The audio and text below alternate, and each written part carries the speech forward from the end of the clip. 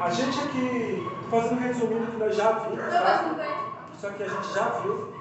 É apenas para mostrar para vocês como as coisas acontecem. Aqui, por exemplo, imagine a seguinte situação.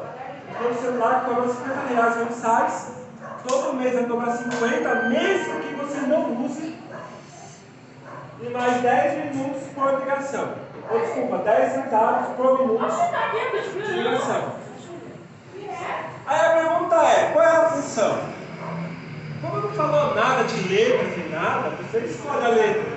Eu não quero escolher T de peso e T de tempo em minutos. A minha função seria, o meu preço por tempo, R$50, mais 10 centavos pelo tempo. Tipo, se o tempo é 1, seria P1 igual a 50, mais 0,10 vezes 1. Resumindo, se eu não gastasse nenhum tempo, eu pagaria R$50. Porque 0,10 vezes T, 0,10 vezes 0 é 0. Então daria 50. O que eu quero dizer com isso para vocês? As funções, elas representam situações que existem na vida de vocês. Ou se não na vida de vocês, na vida de alguma empresa. Até mesmo o taxímetro cobra dessa forma, tá? E outros tipos de funções assim. Então aqui P é o preço, T de tempo e tal, beleza. Mas vamos ver um exemplo prático também. Quanto ele pagaria em 2 horas de ligação? Aí fique esperto, porque eu acabei de falar. O tempo ali é em minutos. Eu não poderia colocar P de 2 aqui. E muita gente erra isso quando está resolvendo esse exercício. Toda vez que você for resolver um exercício desse, você tem que saber qual que é o número que você está usando e qual a unidade de medida. Então, por isso eu coloquei 120 aqui. P de 120. Vocês estão entendendo por que eu não coloquei 2? Professor, aqui você colocou, você tinha falado, sei lá, 2 minutos. Seria 0,10 vezes 2. Realmente, se fosse 2 minutos, seria 0,10 vezes 2. Mas como estou falando em 2 horas, eu tenho que passar 2 horas para 120 minutos. Aí, faz a continha aqui, multiplica e tal, pagaria R$62. Certo? Estão entendendo legal? Uma outra coisa que eu quero falar para vocês é o seguinte, é difícil você ter um número aqui para somar uma multiplicação. Normalmente, essa função ela seria assim. Se alguém está assistindo e fala, nossa, a pessoa está maluco, ele está somando antes de multiplicar, ele está louco. Na verdade, a forma correta de escrever uma função dessa seria assim, P de T igual a 0,10T mais 50.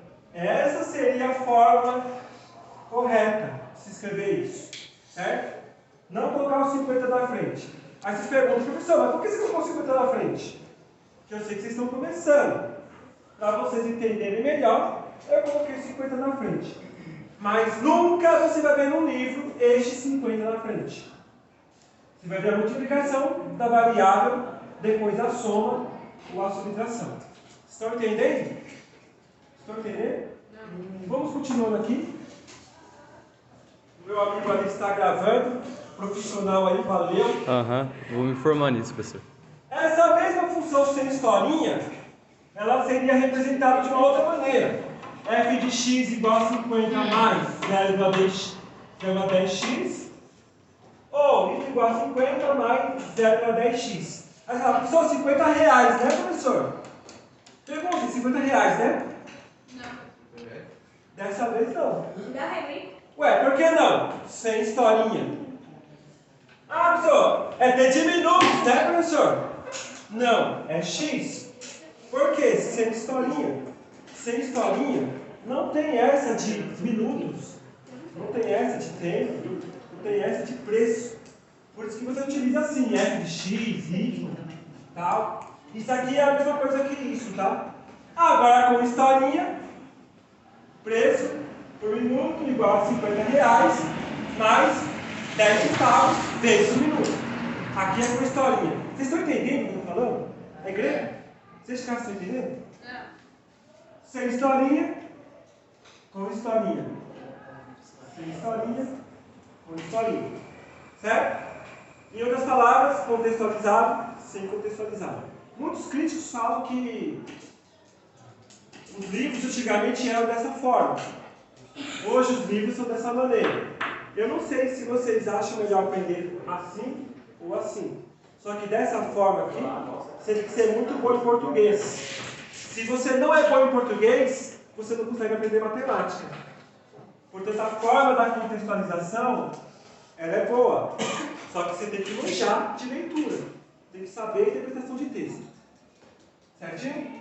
A função desse tipo recebe 3 nomes. Função linear, função de primeiro grau ou função afim. Se você estiver resolvendo um exercício, descubra a função linear, ou use a função de primeiro grau, ou descubra a função afim, todas elas representam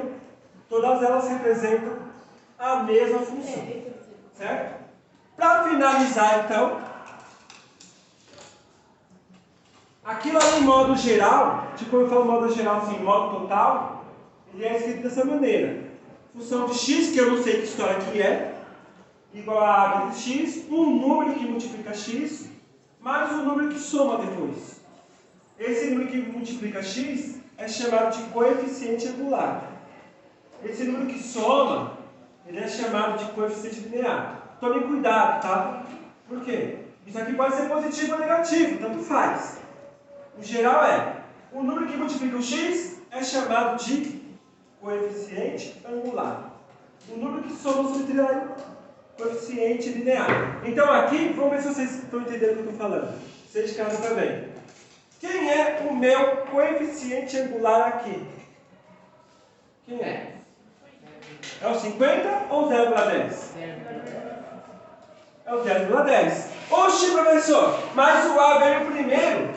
Mas lembre-se, o angular é aquele que multiplica o x. Ou seja, multiplica a variável. Quem está multiplicando a variável? É o 10. Agora o linear é o que são os contrários. Que é o 50. Por isto, para finalizar essa função, eu escrevi de modo errado. Eu deveria ter escrito ela desta maneira.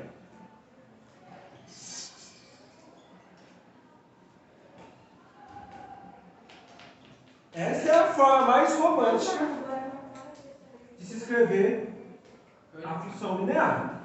Vocês entenderam o que eu disse? Tá? Então, muito obrigado. Valeu. Valeu, mestre. Eu vi ela aqui pegando na manhã.